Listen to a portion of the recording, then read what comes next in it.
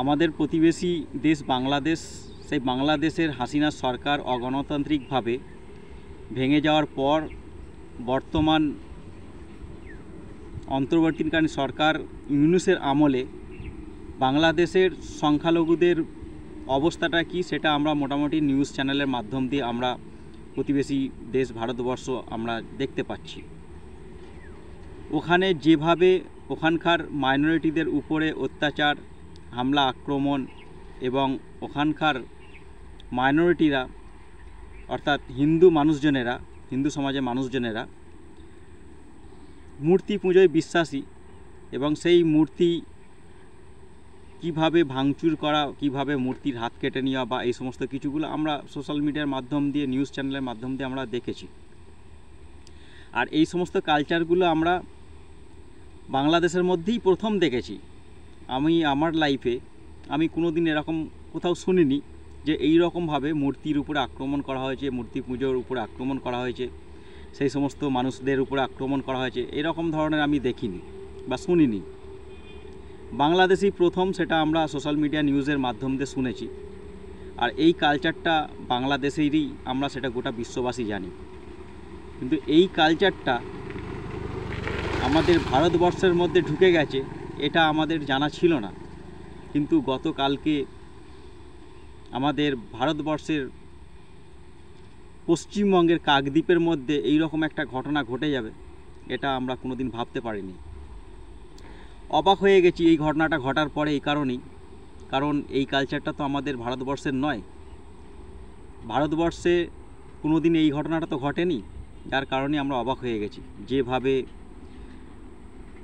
মা কালীর মাথা কেটে নেওয়া, মূর্তির মাথা ভেঙে দেওয়া, যাক তারপরে আবার যেটা দেখলাম সেই মূর্তিকে প্লেজেন্ট ভ্যানের মধ্যে তুলে নিয়ে চলে যাওয়া, এটা খুবই দৃষ্টিকটু লেগেছে। আমি একজন মুসলিম সমাজের ছেলে, আমার ধর্ম হচ্ছে ইসলাম, আমাকে ওটা দৃষ্টিকটু লেগেছে, আমাকে ওটা খুব খারাপ লেগেছে। কারণ হচ্ছে কিছু কিছু গাড়ি আছে যে গাড়িগুলোকে বহু কিছু ইঙ্গিত বহন করে। যেমন একটা ব্যক্তিকে যখন আপনি একটা নর্মালি গাড়ির মধ্যে তুলে কোথাও নিয়ে যাবেন, তখন মানুষ সেটা আলাদা নজরে দেখে যে হ্যাঁ কোথাও একটা যাচ্ছে, কোনো কাজে বা কোনো প্রয়োজনে যাচ্ছে, এটা ভাবে। যখনই আপনি কোনো ব্যক্তিকে একটা গাড়ির মধ্যে ফুল সাজিয়ে নিয়ে যাবেন, তখন সেটা সমাজে আরেকটা আলাদা ইঙ্গিত বহন করে যে সে হয়তো কোনো বিয়ে করতে যাচ্ছে বা কিছু এরকম একটা বোঝাবে। সাধারণত এটাই বোঝাবে, এছাড়া আদার্স তো কিছু বোঝাবে না। যখনই আবার একটা মানুষকে একটা অ্যাম্বুলেন্সের মধ্যে ঢুকিয়ে নিয়ে যাওয়া হবে, তখন মানুষ এটা কনফার্ম হয়ে যাবে যে মানুষটা অসুস্থ আছে বলে তাকে অ্যাম্বুলেন্সে করে নিয়ে যাওয়া হচ্ছে। আবার যখন কোনো একটা মানুষকে প্লেজার ভ্যানের মধ্যে তুলে নিয়ে যাবে, তখন আবার সেটা আবার আলাদা ইঙ্গিত বহন করে কি, যে হয়তো কোনো দোষী হবে যার কারণে তাকে হয়তো পুলিশ তুলে নিয়ে যাচ্ছে। আমরা দেখেছি আমাদের এই পশ্চিমবঙ্গের মধ্যে কুণাল পার্থ এদেরকে আমরা প্লেজেন্ট ভ্যানে উঠতে দেখেছি। তো যাক, তারা সরকারের কোন পদে আছে আমি ওই বিষয় নিয়ে কথা বলতে চাইছি না, কিন্তু এরা তৃণমূলের সম্পদ, এরা তৃণমূলের নেতা। এদেরকে আমরা ওই ভ্যানে উঠতে দেখেছি কিসের জন্য? এক একটা অপরাধের জন্য। তো সেই জায়গাতে মা কালীর মূর্তিকে ওই রকমভাবে প্লেজেন্ট ভ্যানের মধ্যে তুলে নিয়ে যাওয়াটা এটা ঠিক হয়নি। এখানে আক্রান্ত হলেন মা কালী, আর প্লেজেন্ট ভ্যানে উঠছেন মা কালী। আক্রান্ত যারা করলো তারা খোলা আজাদের সঙ্গে ঘুরে বেড়াচ্ছে, তাদের কিচ্ছু করলো না পুলিশ। সেই জায়গাতে মা কালীকে তুলে নিয়ে চলে যাওয়া হচ্ছে। উচিতটা ছিল যে সেই সমস্ত আসামিদেরকে খুঁজে খুঁজে বের করা। অন্যান্য ক্ষেত্রে তো আমরা দেখি কোনো একটা হেলে সাপকেও ধরে এনে দেখিয়ে দেয় সমাজের মানুষকে, যে দেখো আমরা ধরেছি। পুলিশ তো এটাও করতে পারতো, আপনারা তো এটা করতে পারতেন। হয়তো আপনারা ভালো কিছু করতে চেয়েছিলেন, যে চলো এই মূর্তিটা ওখানে থাকলে হয়তো বিশাল বড় একটা অশান্তির সৃষ্টি হবে, সোশ্যাল মিডিয়া হয়ে যাবে, 5টা মানুষ জেনে যাবে, আরও বড় একটা বৃহত্তর আন্দোলনের সম্মুখীন হয়ে যাবে সরকার প্রশ্নচিহ্নের মুখে পড়ে যাবে। তার থেকে মূর্তিকে তুলে নিয়ে চলে আসো, ঠিক আছে, আমরা বুঝি। আপনাদের কি অন্য কোনো গাড়ি ছিল না? একটা অন্য কোনো গাড়ি করে আপনারা নিয়ে যেতে পারতেন না? সেই মূর্তিটাকে কাপড়ে চাপা দিয়ে আর করে যাতে মানুষ না দেখতে পায় সেইভাবে নিয়ে যেতে পারতেন না প্লেজেন্ট ভ্যানে? এগুলো আপনাদের ঠিক হয়নি। আপনারা হয়তো ভালো কিছু করতে চেয়েছিলেন, ভালো কিছু করতে গিয়ে আবার কতটা অসম্মান করলেন সেটা একবারও ভেবে দেখলেন? আপনাদের উচিত ছিল সেই জায়গাতে ওই সমস্ত মানুষগুলোকে চিহ্নিত করে তাদেরকে অ্যারেস্ট করা। তবে আমরা জানি এরা অ্যারেস্ট হবে না, কারণ বর্তমান পশ্চিমবঙ্গের পরিস্থিতিটা সেটা নেই, অ্যারেস্টের পরিস্থিতি নেই। আর বাংলাদেশের কালচার ঢুকে গেছে, কারণ এখান থেকে পরিষ্কার এটা হয়ে যাচ্ছে আমাদের পশ্চিমবঙ্গে বাংলাদেশি মানুষজনের কতটা পার্সেন্টেজ বেড়ে গেছে অবৈধভাবে এসে। আজকে তারা এইভাবে অত্যাচার করছে, আজকে এইভাবে তারা মানুষের সঙ্গে মানুষের অশান্তি লাগিয়ে দিচ্ছে, একটা জাতির সঙ্গে একটা জাতির দাঙ্গা লাগিয়ে দেওয়ার চেষ্টা করছে। আজকে এইভাবে কতদিন চলতে থাকবে? এইভাবে ধর্মের উপর আক্রমণ করে মানুষ খেপিয়ে কতদিন চলবে? আর সেই জায়গায় সরকার চুপ থাকবে? সরকার সেই সমস্ত আসামিদেরকে ধরবে না?